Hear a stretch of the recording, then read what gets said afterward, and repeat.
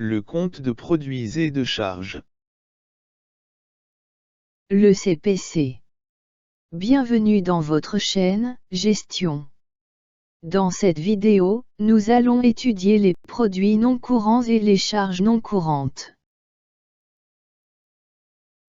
Rappelez-vous que le CPC se compose de 7 rubriques. Rubrique 61.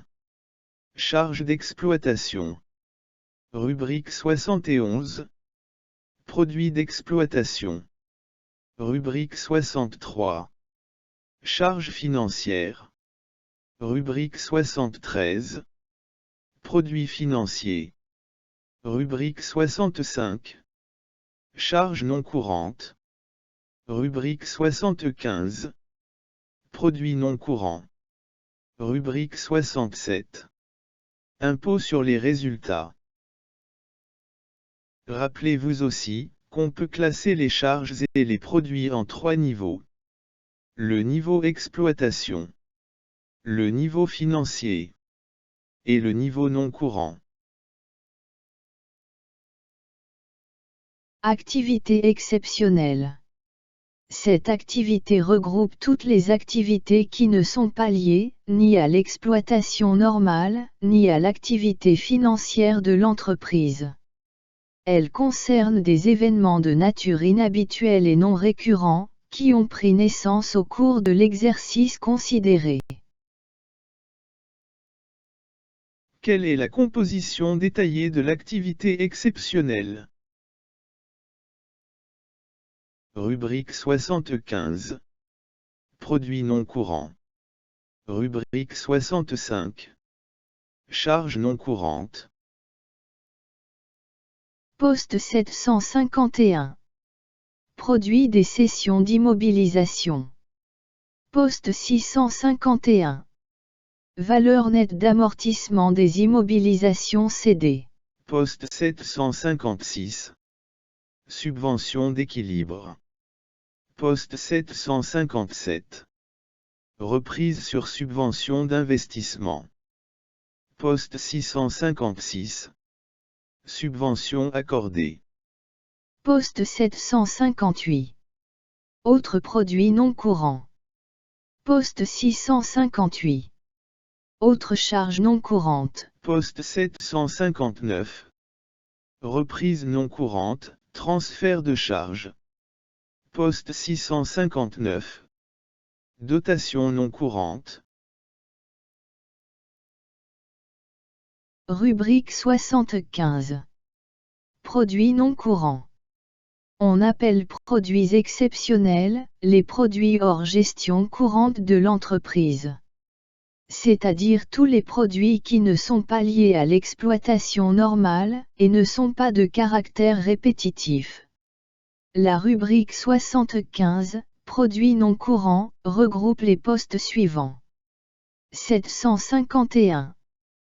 Produits des cessions d'immobilisation.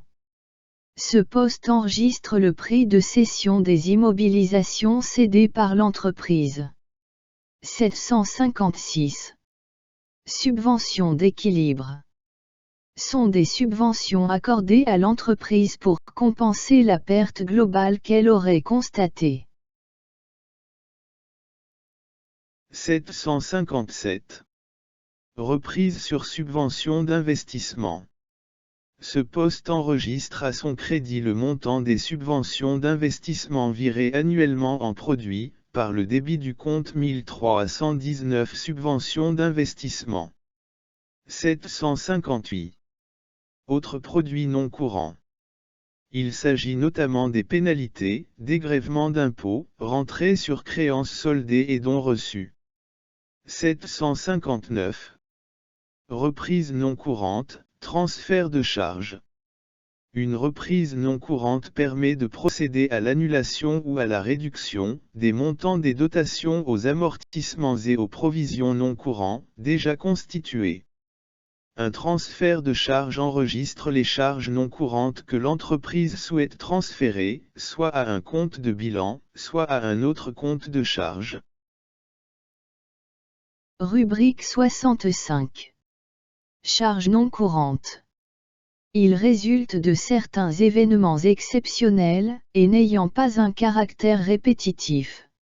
Les charges non courantes sont inscrites dans les postes suivants. 651.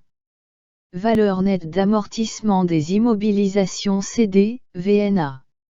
Ce poste enregistre à son débit la valeur nette comptable, restante au moment de la cession. 656. Subventions accordées. Ce sont les subventions versées par l'entreprise à des tiers sous certaines conditions. Elles comprennent notamment les subventions accordées à des filiales en difficulté, et les versements à divers organismes d'intérêt général. 658. Autres charges non courantes.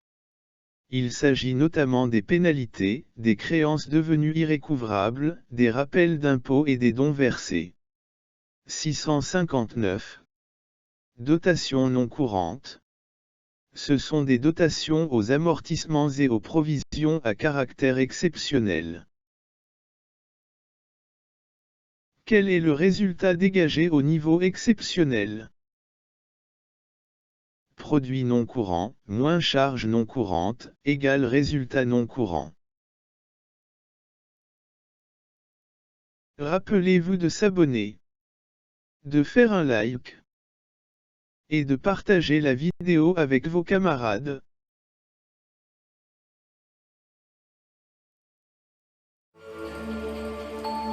Avec nous, vous comprenez facilement et simplement toute la gestion. Nous vous aidons à avancer et être toujours le meilleur. Comprendre, c'est notre premier cadeau. Et, il y en a plein d'autres.